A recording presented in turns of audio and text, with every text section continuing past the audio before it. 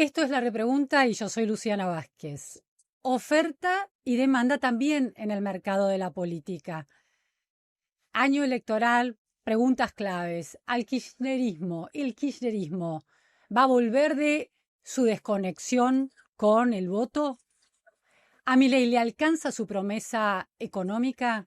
¿Cómo batallar, fuerte o no, el no voto, la abstención electoral, que se ha convertido también en una variable importante en este 2025? Bueno, de todo eso vamos a hablar hoy con un analista político, también social, de la Argentina, uno de los que mejor interpreta a la Argentina. Me refiero a Pablo Semán. Muchísimas gracias, Pablo, por estar hoy en La Repregunta.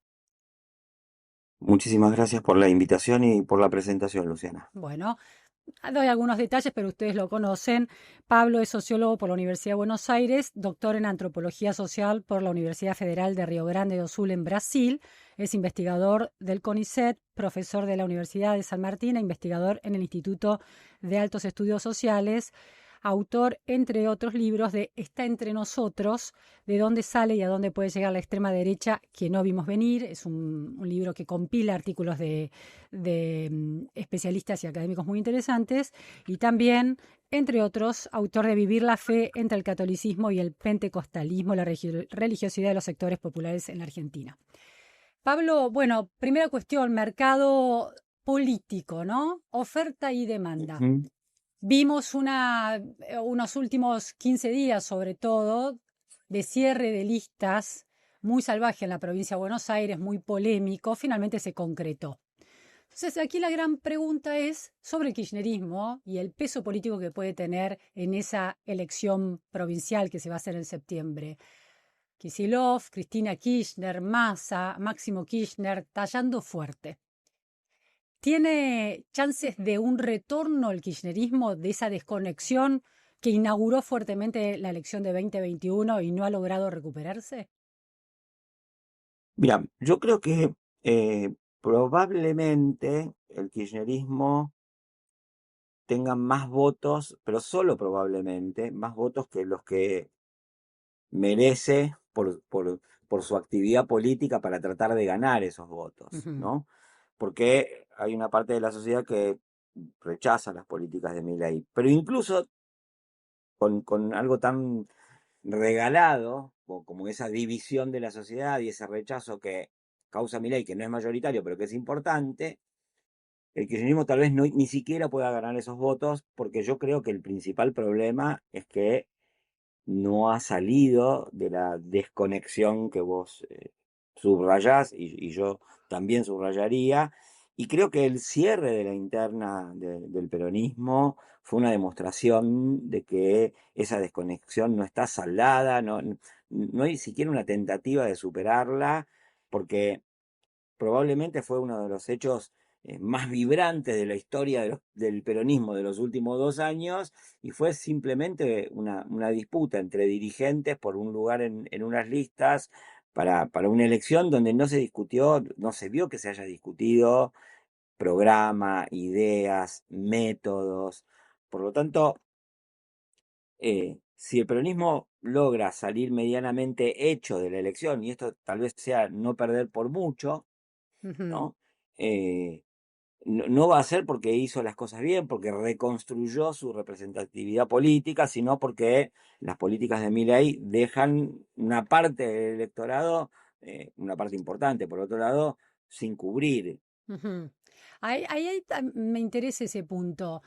Hay una lectura, sobre todo en la tercera sección electoral, ¿no? Esa bigarrada, ese conurbano que representa el arquetipo del conurbano infinito en términos de Sarazaga, ¿no? Ese conurbano que tiene una memoria histórica de peronismo y que vota peronismo, no importa cuáles son los resultados efectivos y materiales de los gobiernos peronistas en la provincia de Buenos Aires.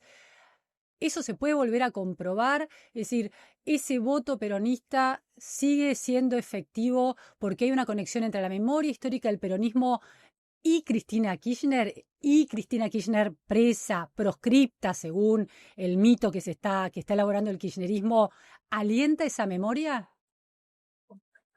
Mira, dos cosas respecto de esto. La primera, es que yo creo que el voto del peronismo en la tercera sección electoral fue siempre muy alto, pero no fue constante Ujú, y muchas veces el peronismo perdió o tuvo regresiones electorales, porque el electorado del peronismo eh, no son, digamos, no actúa por reflejo condicionado, ¿no?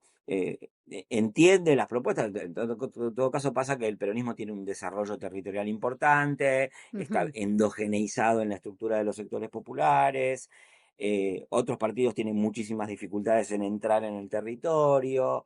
El peronismo efectivamente funciona también como memoria histórica y como paño de fondo de la selección que hacen los electores, pero los electores son activos y evalúan, entonces tranquilamente el peronismo puede perder, como ha ido perdiendo y ha ido haciendo descender su techo histórico, incluso en la tercera sección electoral. Eso es digamos, lo principal de la situación del peronismo. Ujú.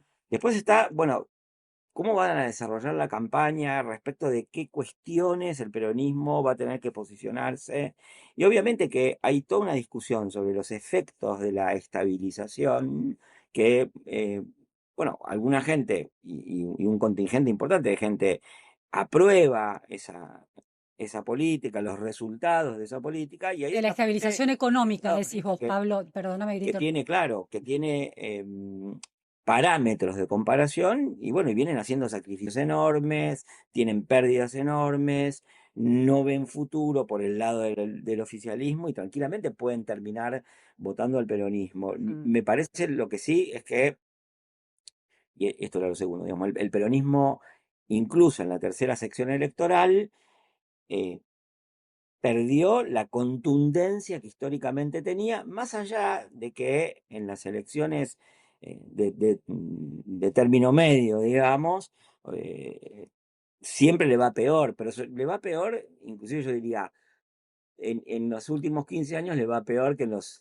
anteriores años, ¿no? Las performances electorales del peronismo en esas elecciones parlamentarias vienen siendo decrecientes. Pablo, el componente Cristina Kirchner presa, traducido en el lenguaje kirchnerista, Cristina Kirchner proscripta. ¿Ese mito que intentan construir le suma a la elección o le resta?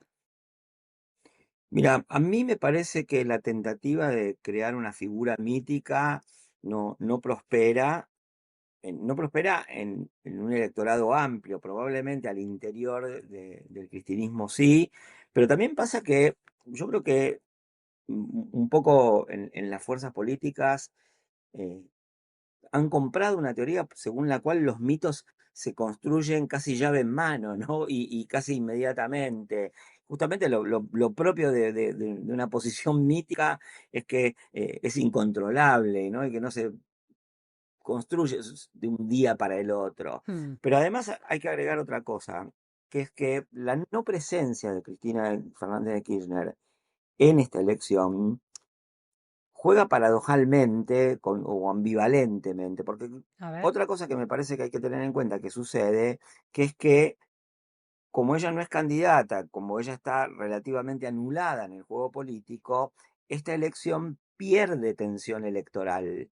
Y Ujú, entonces eso termina favoreciendo la desactivación de la movilización peronista, al menos por ahora. ujú. Después hay que ver, porque como la elección de octubre se va a dar en un contexto económico que todavía no sabemos cuál va a ser exactamente, entonces uno no puede decir que no va a haber tensión electoral, no va a haber sentimiento de disputa, intensificación de las militancias, perspectivas de triunfo más o menos parecidas para cada uno de los partidos políticos y eso, digamos, genere muchísima participación y muchísimo interés. Ahora, en principio yo diría, la salida de juego relativa de Cristina Fernández de Kirchner quita tensión electoral y eso creo que termina favoreciendo indirectamente al gobierno. Ujú. Quita tensión electoral entre los votantes, pero suma tensión en la disputa por el poder dentro del peronismo y del kirchnerismo. Es decir, Sí, ¿cómo cambia? claro. Porque en definitiva el peronismo es una fuerza política que se alinea muy claramente en relación con quien tiene el poder electoral. Cristina Kirchner ya no puede jugar ese juego. ¿Cómo es ese peronismo sin una figura tan clave en el centro de esa escena? ¿Cómo es esa disputa por el poder, digo? Ujú.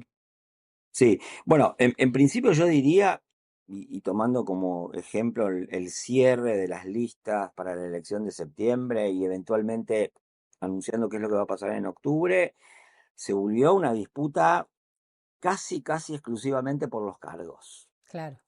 donde las estructuras políticas salieron a pelear cargos para su propia facción y una disputa que no se entiende por fuera de quienes están en esos agrupamientos, cuál es el sentido de esa disputa. Mm, Eso yo creo que además tiene otro ingrediente que es que se vuelve muy intensa esa disputa porque todos un poco se creen empatados y al mismo tiempo es como la única chance de mejorar políticamente de cada una de esas facciones es tener algún triunfo en esto. No claro. están buscando en la ampliación del electorado, en la construcción de una figura representativa. Inclusive, más bien, esa disputa ha tendido a bloquear cualquier proceso de renovación que hubiera en el peronismo, ¿no? Porque entonces, ¿cómo es esa disputa? Y es intensa, y es por los cargos, pero al mismo tiempo al peronismo eso lo perjudica porque en ese contexto de disputa no genera ninguna perspectiva para sus Claro, votantes. se aísla, ¿no? Creo que Vuelve un sobre sí poco mismo. la presión que hubo sobre Kicillof, que era y sigue siendo tal vez una tentativa de renovación del peronismo en la provincia de Buenos Aires, bueno, en parte también fue bloqueada, erosionada por los otros rivales Mm. del peronismo. Au- Entonces se articula, por un lado, la ceguera de la lucha interna con la imposibilidad de la renovación política en cuanto a figuras, repertorios e ideas. Ahora, ¿Kicillof lo bloquean o Kicillof es un callejón sin salida en términos de renovación? Cada vez que habla de economía, Kicillof remite a una matriz conceptual que desafía ¿Mm? todos los consensos racionales macroeconómicos de países con macroeconomías estables, ya no te digo del mundo desarrollado, sino de la región, Chile, y si no te gusta Chile como ejemplo, Uruguay, Brasil, Perú, Paraguay incluso. Entonces, ¿Mm? esa nueva música que Kicillof pretende y viene pretendiendo interpretar, ¿no es en realidad una vieja música? ¿No se parece bastante a Cristina Kirchner en ese punto? Mira, yo voy a tratar de ser un poco más contemplativo en esto, A ver. porque a mí lo que me parece es que Kicillof propuso nuevas canciones, pero nunca apareció el disco, ¿no? Y en ¿Tenía parte canciones para creo, hacer al long play?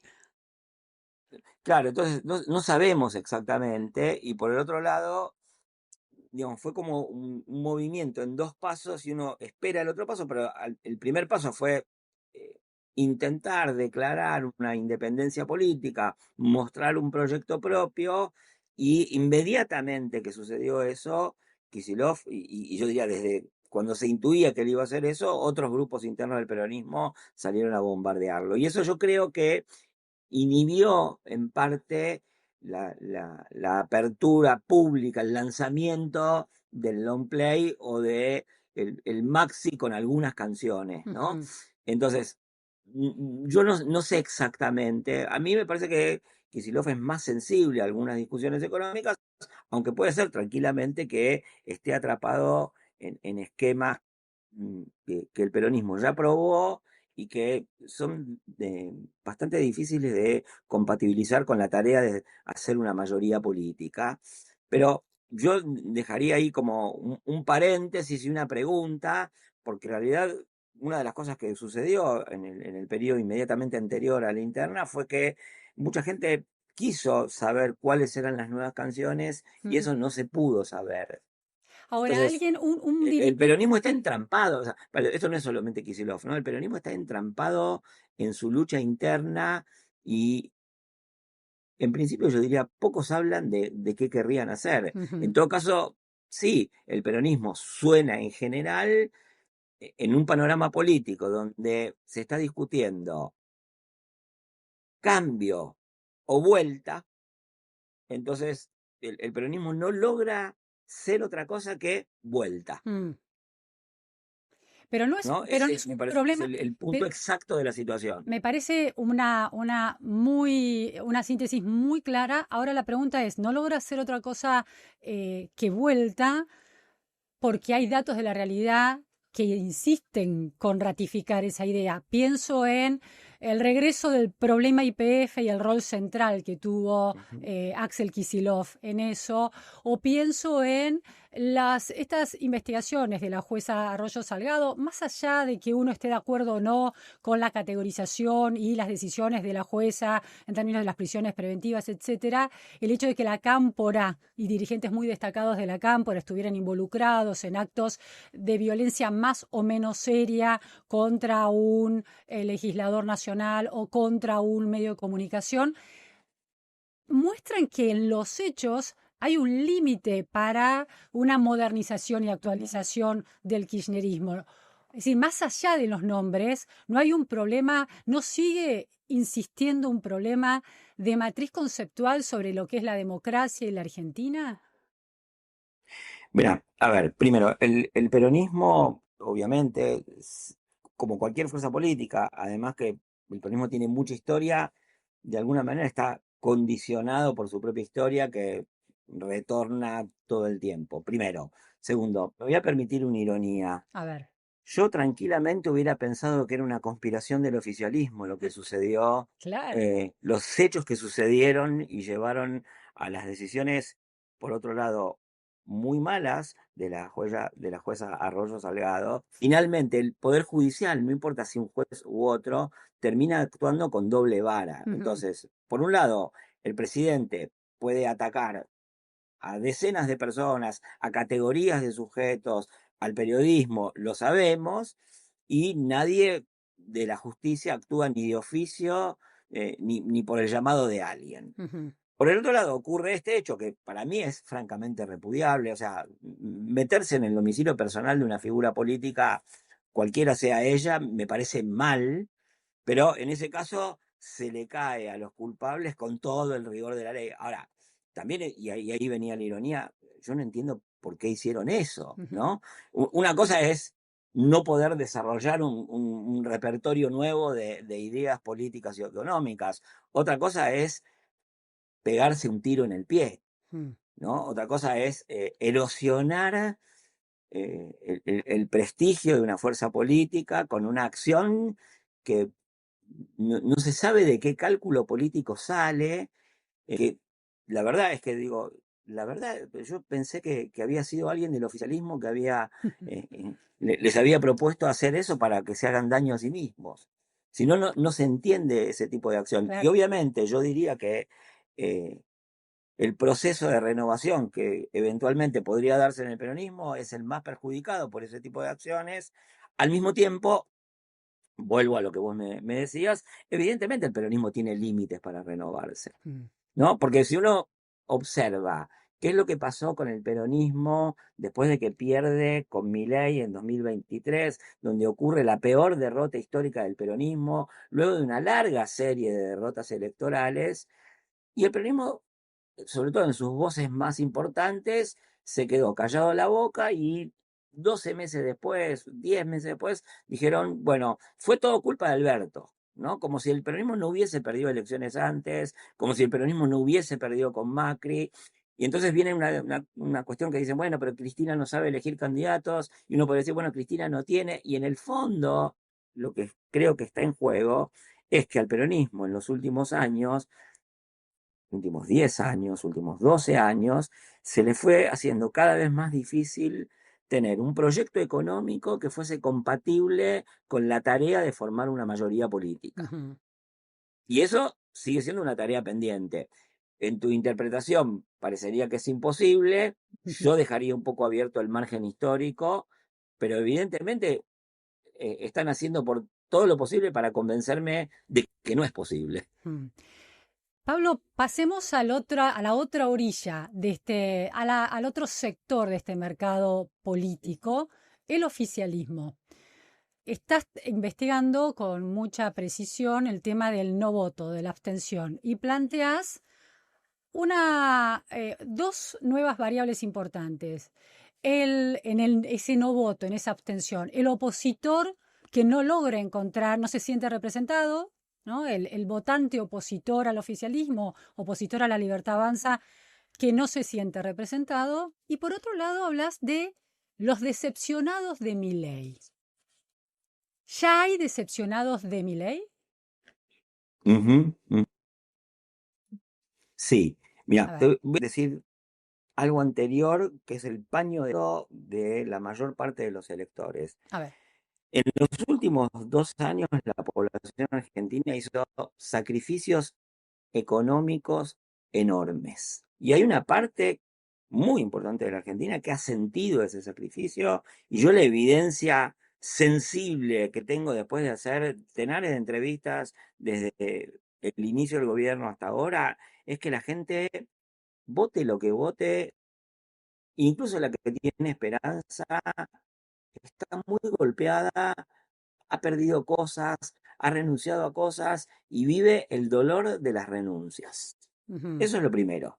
En ese contexto surgen opositores, tienen representación, justamente por lo que vos me preguntabas antes, que es que los partidos opositores no producen representación política. Y es interesante porque estos electores que se consideran opositores o que claramente son opositores, no lo ven en el peronismo, no lo ven en la izquierda y no lo ven en cualquier otro espacio virtual.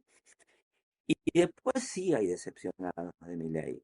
Mi pregunta sobre los decepcionados de Milei, esta definición que vos muy claramente señalás en tu trabajo, es sobre si esos, porque tenemos claro que hay, después de 1 año y medio, votantes de Milei, no entre los más leales, pero sí entre esos votantes que en el balotaje lo apoyaron por sus ideas macroeconómicas, que están decepcionados en una serie de cuestiones, por ejemplo, de su estilo retórico, de su estilo de liderazgo, en algunas cuestiones económicas, etc. Ahora, la pregunta es si los decepcionados de Milei ya están tan decepcionados que se han convertido en una especie de categoría política en sí misma que empieza a tallar electoralmente. Todavía no lo sabemos porque no fueron las elecciones. Lo que yo veo es una sensibilidad sobre todo a la performance económica del gobierno, en estos que yo llamo decepcionados de Milei, están cansados de renuncias, Ujú. ¿no? Y sobre todo aparece en algunos votantes del interior que votaron en la perspectiva de que en algún punto ellos iban a mejorar, y puede ser que hayan mejorado otros, pero ellos no, y la plata realmente no les alcanza, y tienen muchísimos trabajos muy mal remunerados. Hay votantes decepcionados de Milei que están agobiados por la situación económica y muy, muy mal impresionados por el estilo político del presidente, y en el fondo, para muchos de ellos, en el momento podía ser no tan importante, pero empezó a ser importante una cuestión como el caso Libra. Porque por ese tipo de cosas, accesorias, calculadas, o que vienen por el mismo carril, Milei empieza a ser de lo mismo de siempre para esos votantes. Y esos votantes decepcionados de Milei, como los opositores sin representación política, comparten, además de este paño de fondo de las pérdidas, una situación que yo diría que es de vacío, de estar exhaustos, de que se extrajo de ellos toda la posibilidad de hacerse representar políticamente que tenían, y se cansaron. Ujú. Desarrollaron una indiferencia, pero no es que son despolitizados, que no les importa nada, al contrario, están muy informados, y en todo caso lo que sienten es que la información que circula los agrede, entonces ponen toda la información política, pero son votantes que finalmente decidieron no votar muy a último momento, con algo que parecía que era espontáneo, pero tenía una racionalidad, y la racionalidad es tan cansados. Los decepcionados de Milei computan las cuestiones económicas del dinero que no nos alcanza, la performance política del presidente, que es muy agresivo, y por ejemplo un antecedente como el del caso Libra, que finalmente pesa como hechos por ahí no tan resonantes, pero de las mismas características. Y lo que diría es que en conjunto, tanto los opositores sin representación como los decepcionados de Milei están en un punto de no retorno, porque la impresión que dan es que su capacidad de dar confianza se agotó. Están agotados de dar confianza. Interesante. En ese escenario, La Libertad Avanza y la estrategia de Milei y de su triángulo de hierro, de su círculo de mayor confianza, han encarado la construcción de un partido político con territorialidad nacional provincial, ¿no? En cada provincia intentan tener una base de sustentación política, construir poder. Entonces aquí la pregunta es, Milei fue en 2023 una sorpresa para la política y para la sociedad argentina, casi sin nada, ganó mucho, ganó una elección nacional. ¿Cuánto de fenómeno genuino de las características de 2023 sigue operando hoy en favor de Milei? ¿Y cómo juega esa posibilidad de construir un aparato político territorial? ¿Ese aparato puede potenciar ese efecto de ese fenómeno natural o puede minar ese efecto porque se empieza a mostrar una cara de La Libertad Avanza que ya juega también como la tradicional casta política, ese juego de poder? Mira, el mileísmo de 2023, que no por nada no disputó elecciones anteriores a la nacional, representaba un estado de ánimo que había venido emergiendo de los fracasos de los gobiernos, pero también siendo cultivado por la figura de Milei, que captaba algo de lo que pasaba en el ambiente, y uno podría decir que era como hidropónico, eólico, ¿no? Que surgía del aire, pero bueno, estaba en el diálogo entre ese líder político y un electorado que se había quedado huérfano de opciones porque ya había confiado demasiado en algunas cosas y dejado de confiar. A mí me parece que esta idea de territorializar la fuerza política en parte responde a un cálculo, si se quiere, relativo a las superestructuras políticas, que es tener la mayor representación propia posible, no depender de alianzas, Sí. poder blindar al presidente contra cualquier maniobra de una mayoría del 66%, ahora no me acuerdo del término. Entonces, eso por un lado. Pero por el otro lado también hay una tendencia a vertebrar eso que parecía como una puro caudal, pura corriente, que era como acuoso, y entonces hay que vertebrar eso. Y eso también es paralelo al hecho de que durante su mandato, Milei, bueno, hizo cosas, cambió, dijo que iba a dolarizar, no lo hizo, Sí. tomó medidas que incluso a sus propios votantes no le gustaron, pero en todo ese proceso el mileísmo fue dialogando con su base electoral y estableciendo nuevos criterios, y sus votantes aceptaron cosas que en otro momento hubieran rechazado. Entonces, toda esa política territorial también tiene que ver con la generación de un encuadramiento propio en términos de visión del mundo, de visión de la política. Los propios votantes de Milei empezaron a distinguir, bueno, hay cosas que son para el futuro, hay cosas que son para ahora. Ahora, creo que todo eso va en la dirección de consolidar a Milei como propuesta de cambio y recorriendo transversalmente el electorado duro y blando de Milei, porque eso se recompuso.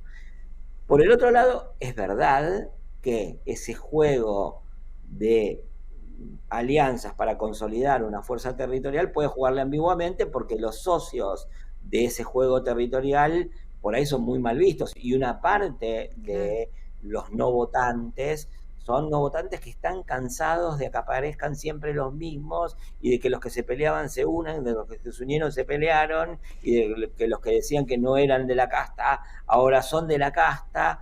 Entonces eso también puede alejar los votos. Ahora, haciendo todas estas cuentas que muestran que hay puntos a favor de la estrategia de territorializar, puntos en contra de la estrategia de territorializar, yo creo que en el fondo también está la percepción del gobierno de que los votantes, no solamente los no votantes, todos los votantes están un poco cansados, un poco exhaustos, y entonces la aproximación territorial viene a complementar lo que plantea el presidente, digamos, a voz en cuello, a través de los medios de difusión y a través de las redes y a través de todas las vías por las cuales Milei llega a la gente, pero que necesita esa fuerza territorial para impulsar el voto a favor de Milei.